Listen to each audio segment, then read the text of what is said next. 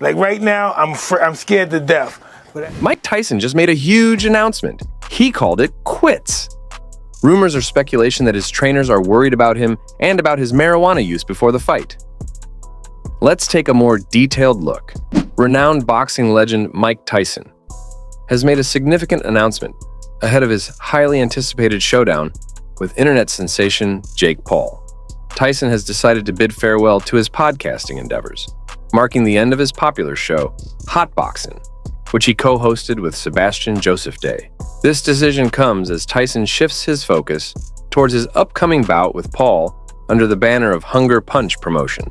The quarterfinal match between Tyson and Paul is scheduled to take place on July 20th at the iconic AT&T Stadium in Texas, generating immense excitement among sports enthusiasts worldwide. However, while the event garners attention, the specific regulations governing the bout are still under discussion. Both Tyson and Paul have advocated for the implementation of professional fight rules, similar to those seen in amateur competitions, including the omission of headgear. Their push for these regulations highlights their commitment to delivering a genuine and intense sporting spectacle for fans. But that's not the only announcement he made.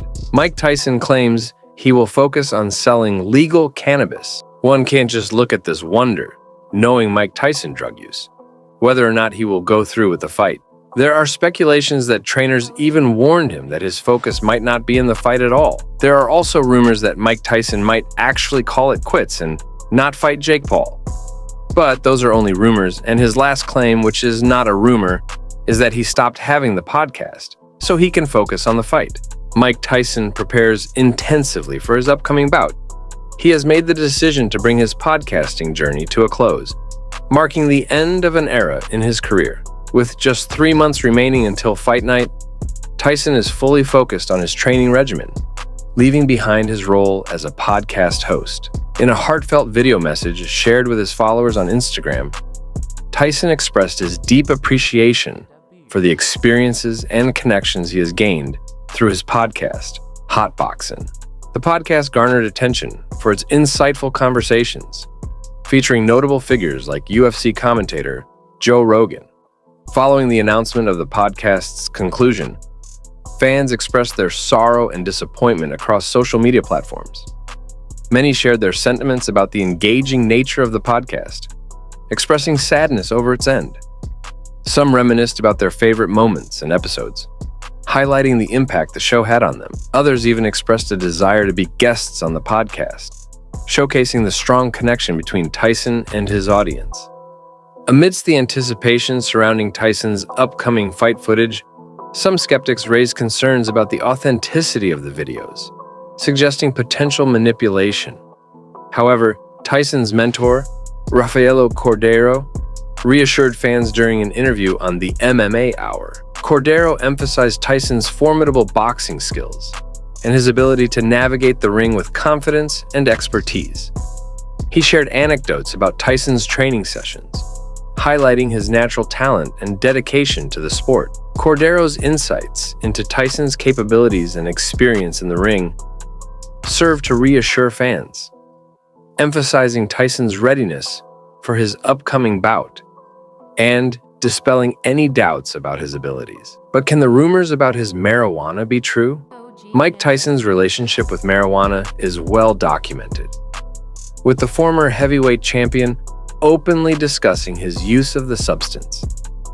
From consuming it on his podcast to launching his own cannabis brand, Tyson has been vocal about his advocacy for marijuana. Tyson has decided to abstain from using it while preparing for his upcoming boxing match against Jake Paul.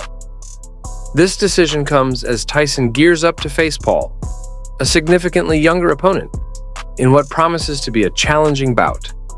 Marijuana is listed as a banned substance by the TDLR, and failing a drug test can result in severe penalties, including suspension. Despite abstaining from marijuana for the sake of compliance, Tyson remains a staunch advocate for its medicinal benefits and personal well-being. His decision to temporarily give up marijuana underscores his commitment to following the rules while maintaining his passion for the substance's therapeutic properties. Mike Tyson's history with drug use extends beyond marijuana, as he has openly discussed his use of mushrooms, a psychedelic substance, before fights. However, such usage would be prohibited under the regulations of the Texas Department of Licensing and Regulation, TDLR, which governs combat sports in the state.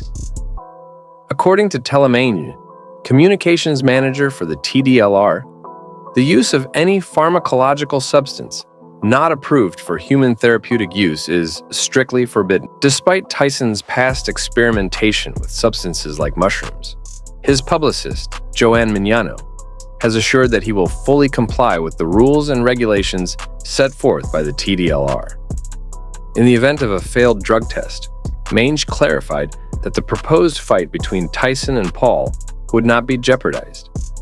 This is because drug tests are conducted randomly on the day of the fight, and results typically take at least a week to become available. However, fighters can face disqualification for refusing to submit to a pre-fight drug test or failing to adhere to the drug testing process, as Tyson himself has experienced during his professional career. Notably, drug testing does not occur before an exhibition match in Texas. Whether the bout between Tyson and Paul will be classified as an exhibition or a professional fight remains uncertain at this time. There has been speculation about whether there will be additional drug testing for the Tyson-Paul fight, especially considering Mike Tyson's history with marijuana use. While VADA, Voluntary Anti-Doping Association, provided independent drug testing for Jake Paul's previous boxing match against Nate Diaz in Texas, it remains unclear whether similar testing will be implemented for the upcoming bout. Bryce Holden, the promoter for the Tyson-Paul fight and also for the Diaz-Paul match, has not confirmed whether there will be a contract with VADA or any additional drug testing beyond what the Texas Department of Licensing and Regulation, TDLR, conducts. However, Holden emphasized ongoing communication with both the fighters' camps and the Regulatory Commission overseeing boxing, suggesting a commitment to ensuring compliance with rules and regulations. The TDLR typically conducts drug testing on the day of the event, including testing for marijuana, while VADA conducts both out of competition and day of testing, but does not test for marijuana. Margaret Goodman, the founder of VADA, explained that the organization ceased testing for marijuana shortly after its establishment in 2011.